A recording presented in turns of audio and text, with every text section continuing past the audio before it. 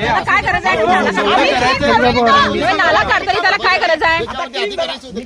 आता क्लीन झाला तुम्ही त्यांची परमिशन मुला चांगला कुणाचं झाला परमिशन नव्हे त्याला नाला काढायची काय गरज आहे?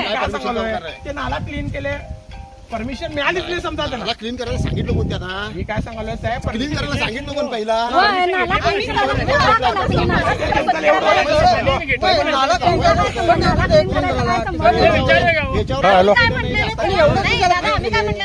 प्लॉट घ्या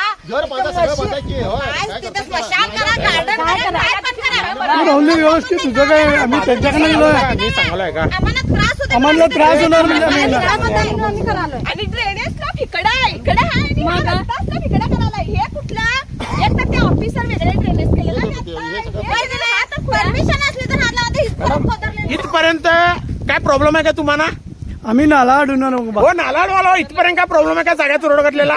कारण नाल्यावर काढले म्हणजे आम्ही सांगतो काय नाल्यावरचं काय काढलेलं आहे इथं दाखवा माझ्या आधी दाखवा काय काढलेलं आहे. आता नाल्याचं काय इथं सगळं साहेब या इथला सगळा कचरा आहे हो.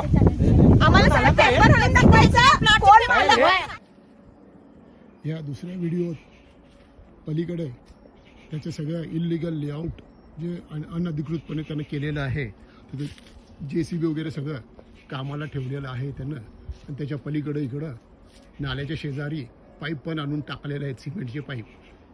हा इसम कधी पण 1-2-3 दिवसात ते पाईप टाकून नाल्यावर अतिक्रमण करून नाला वर अतिक्रमण करण्याची शक्यता आहे.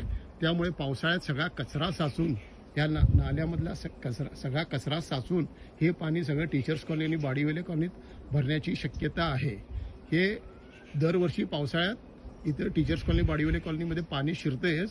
कारण हे जर अतिक्रमण केलं तर बहुधा शक्यतो घरात पण पाणी जायची शक्यता आहे. त्याच्यासाठी स्थानिकांचा या योजनेला आमचा प्रचंड विरोध आहे.